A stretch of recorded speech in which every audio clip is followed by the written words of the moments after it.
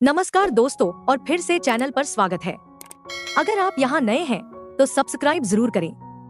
उम्मीद है कि आपका दिन शानदार गुजर रहा होगा। तांगशी नाम की एक जगह थी जहाँ के निवासी सफेद वस्त्र पहने हुए थे। ऐसा लग रहा था मानो कोई संप्रदाय की सभा चल रही हो। दोस्तों, वे लोग तियानमिंग लोगों की चर्चा कर रहे थे। तियानमिंग लोग यानी वे लोग जिन्हें भाग्य ने चुना हो और जिनका भाग्य तय हो। वे साधारण लोग नहीं होते, उनके पास कम से कम 3 सिर होते हैं। लेकिन जब वे तियानमिंग लोगों के बारे में बातों में मशगूल थे, तभी अचानक एक व्यक्ति घबराया हुआ वहां आया और पूछा, क्या तुम लोगों ने भागे हुए बलिदान को देखा है? जाहिर सी बात है, सबने मना कर दिया। उसने बताया कि इस साल का बलिदान भाग गया है, इसलिए अब सभी को उसे ढूंढने के लिए फैल जाना होगा। लगता है कि इस बार का बलिदान कोई इंसान है दोस्तों, क्योंकि उन्होंने कहा कि उस बलिदान पर एक ऐसा जादू किया गया है जिससे वह किसी बाहरी से बात नहीं कर सकता। वह केवल उनकी ही भाषा बोल सकता है, यानी कि बलिदान का भाग पाना असंभव था। इसी दौरान थोड़ी दूरी पर सु यांग और उसका दल पहुंच चुका था। तीनों ड्रैगन खजाने लगातार पूछ रहे थे, क्या यहाँ ऐसा कोई खजाना है जो हमारे शरीर को पूर्ण रूप से ठीक कर सके? धैर्य रखो, उन्होंने कहा, हम इस जगह पर पहुंच चुके हैं, अब बहुत जल्द होगा कुछ। अचानक तांग को एक जानी पहचानी सांसों की अनुभूति हुई, जिससे उसकी आत्मा तक कांप उठी।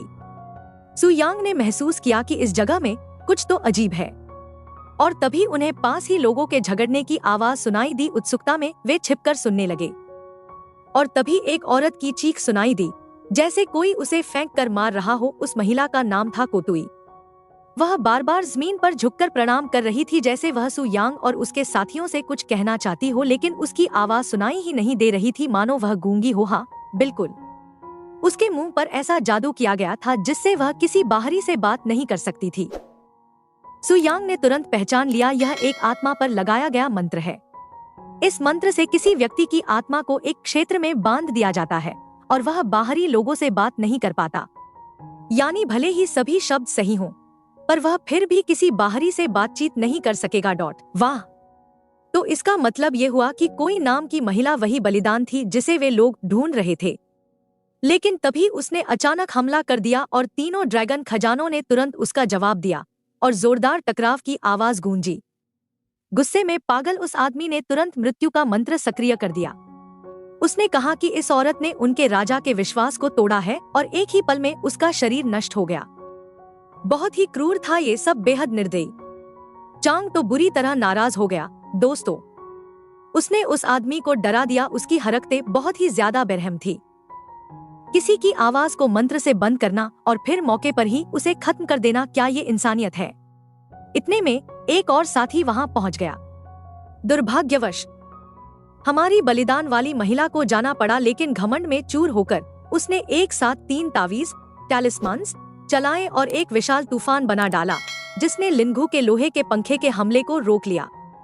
लेकिन दोस्तों, यह तो बस शुरुआत थी, अभी सब खत्म नहीं हुआ था। सामुसु ने अपने तावीज को हरी बिजली से और शक्तिशाली बना दिया और उस विशाल तूफान को और ताकतवर किया। अब बारी थी सामुसु की। उसने सुनहरी बिजली को बुलाया जो दुश्मन के शरीर पर गिरी और उसे वहीं ढेर कर दिया।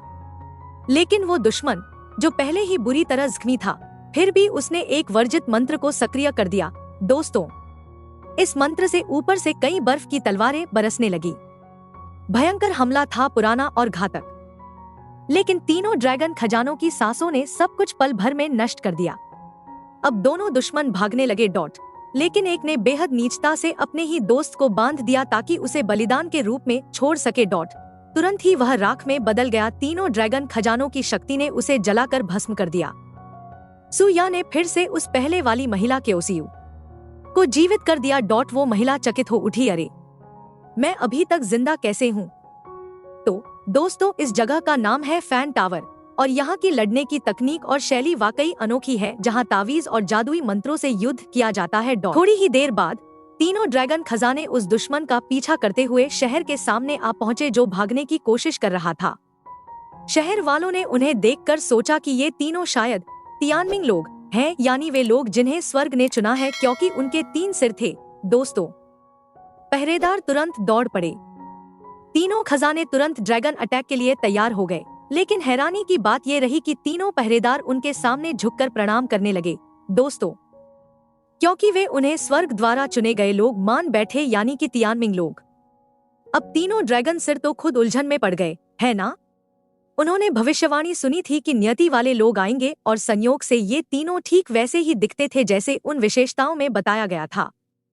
इसलिए बिना किसी शक के उन्हें तियानमिंग लोग मान लिया गया, यानी स्वर्ग द्वारा चुने गए। और ये तीनों खजाने भी कम मजेदार नहीं है दोस्तों। इन्होंने भी तुरंत मौका देखकर कह दिया, हाँ हाँ, हम ही हैं नियति के लोग। उल्टा फायदा उठाने लगे पूरे हालात का। दोस्तों, कितना मजेदार है ना? कुछ ही देर बाद सुयोन और उनके शिष्य भी पहुंच गए, लेकिन उन्हें रोक लिया गया और अंदर जाने की इजाजत नहीं मिली क्योंकि उन्हें बाहरी समझा गया। और अंदर तो पूरी जनता तियानमिंग लोगों के आगमन का जश्न मना रही थी। और तभी दो याया तुरंत हरकत में आ गए और दरवाजा रोकने वालों को पंगु कर दिया। क्योंकि जहां तक बात है टिनलोंगकू संप्रदाय की, तो ऐसी कोई जगह नहीं जहां उन्हें जाने की मनाही हो। असल में वे लोग भी उत्सुक थे, जानना चाहते थे कि आखिर शहर में इतनी भीड़ क्यों है, हो क्या रहा है। और जब उन्होंने भीतर जाकर देखा तो क्या निकला? वही तीनों ड्रैगन खजाने। उन्हें तो आदरणीय अतिथि बना दिया गया था। उन्हें रथ पर चढ़ाया गया, लोग झुक झुक कर उन्हें प्रणाम कर रहे थे और पूरे शहर में उनकी शोभायात्रा निकाली जा रही थी दोस्तों। और हकीकत, वो तो इंसान भी नहीं है, फिर भी उन्हें नियति वाले लोग मान लिया गया। तीनों थोड़े हास्यास्पद भी हैं ड्रैगन खजाने। अब चांग, जो उनका गुरु है, वह भी सोच में पड़ गया, ये तीनों आखिर कर क्या रहे हैं। वाकई में बहुत मजेदार दृश्य था। लेकिन अफसोस की बात यह है दोस्तों कि यह हिस्सा थोड़ा छोटा था। ऐसा मत सोचो कि उन्हें नियति वाले मान लिया गया है तो अब वे जो चाहे करेंगे और सब माफ हो जाएगा।